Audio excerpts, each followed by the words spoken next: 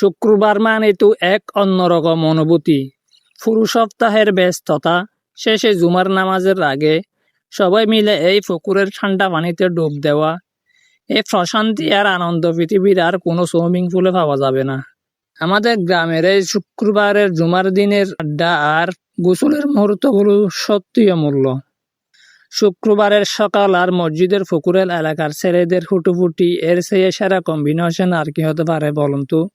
জুমার আজানের আগে পুকুরের এই ঠান্ডা পানিতে ডাইভ না দিলে যেন শুক্রবারের ছুটিটাই অসম্পূর্ণ থেকে যায়। আপনারাও কি শুক্রবার এমন পুকুরের গোসল মিস করেন?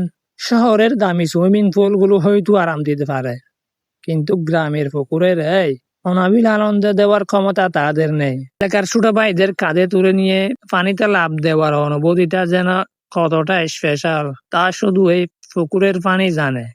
এই যে শূন্য বেশে উঠে পানিতে জাফ, যেন জীবনের সব ক্লান্তি এক নিমিষে শেষ। কিন্তু শৈশবের এই নিষ্পাপ হাসিগুলো কোনোদিন কেনা যায় না।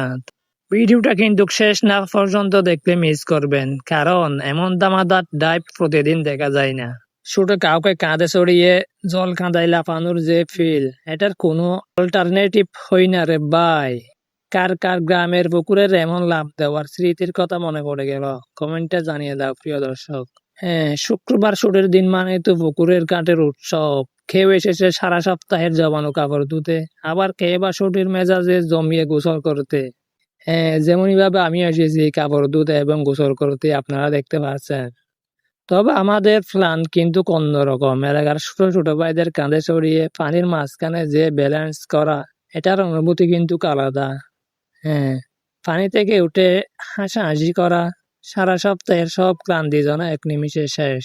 ছোটবেলার এই অনাবিল আনন্দগুলোই তো জীবনের আসল সম্পদ, তাই না প্রিয় দর্শক? হ্যাঁ, ভিডিওটা কেমন লাগলো অবশ্যই কমেন্টে জানাবেন। আর আপনাদের এমন ছোটকালের বাল্য বন্ধুদের শেয়ার করতে ভুলবেন না। হ্যাঁ, দেখা হবে অন্য কোনো এরকম রোমাঞ্চকর ভিডিওতে। আসসালামু আলাইকুম।